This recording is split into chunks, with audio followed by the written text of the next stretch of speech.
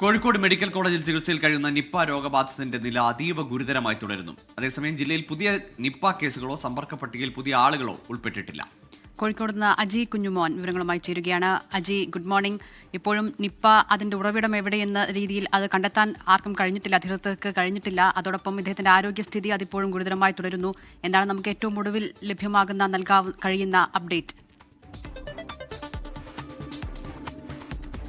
Good morning Dilna. Google ആരോഗ്യനില അതീവ ഗുരുതരമായി തന്നെ തുടരുകയാണ്. 43-കാരൻ ഇപ്പോഴും കോഴിക്കോട് മെഡിക്കൽ കോളേജ് വെന്റിലേറ്ററിൽ ചികിത്സയിൽ കഴിയുകയാണ്. അതേസമയം ഈ നിപ്പ പ്രതിരോധ പ്രവർത്തനങ്ങൾ ഊർജിതമായതുകൊണ്ട് തന്നെ മറ്റാർക്കും തന്നെയും നിപ്പ രോഗം സ്ഥിരീകരിച്ചിട്ടില്ല എന്ന ആശ്വാസകരമായ വാർത്തയെ നമുക്ക് റിപ്പോർട്ട് ചെയ്യാൻ കഴിയും.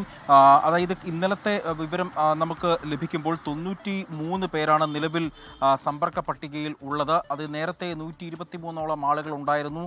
അതിൽ പകുതിയോളം പേരെ രോഗലക്ഷണങ്ങളില്ല, അവർക്ക് മറ്റ് പ്രശ്നങ്ങളൊന്നുമില്ല, ആരോഗ്യ പ്രശ്നങ്ങളൊന്നുമില്ലാത്തത് കൊണ്ട് തന്നെ അവരുടെ നിരീക്ഷണം അവസാനിപ്പിക്കുകയായിരുന്നു. ഇപ്പോൾ 93 പേരാണ് സമ്പർക്ക പട്ടികയിൽ ഉള്ളത്. അവരും ഇപ്പോൾ നിരീക്ഷണത്തിൽ തന്നെയാണ്.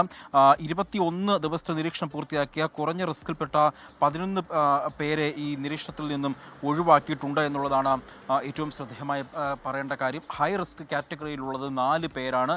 അവരിപ്പോഴും കോഴിക്കോട് മെഡിക്കൽ കോളേജിലും ഒപ്പം തന്നെ ആരോഗ്യ പ്രവർത്തകരുടെയൊക്കെ നിരീക്ഷണത്തിൽ തന്നെ തുടരുകയാണ്. അവർക്ക് മറ്റു തരത്തിലുള്ള ആരോഗ്യ പ്രശ്നങ്ങളോ ഒന്നും തന്നെയും ഇല്ല എന്നുള്ളതാണ് ഏറ്റവും എടുത്ത് പറയേണ്ടത്.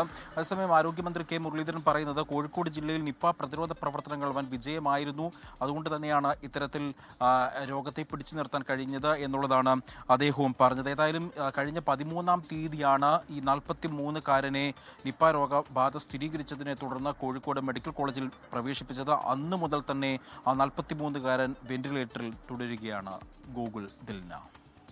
ശരി അജി, എന്തായാലും കൂടുതൽ പേർക്ക് അസുഖം ഉണ്ടായില്ല എന്നത് വളരെ ആശ്വാസകരമായ കാര്യമാണ്. പക്ഷേ എവിടെ നിന്നാണ് ഈ രോഗം ഉണ്ടായത് എന്ന് ഇനിയും കണ്ടെത്താൻ കഴിയാത്തത് ആശങ്കയായി തുടരുകയും ചെയ്യുന്നു.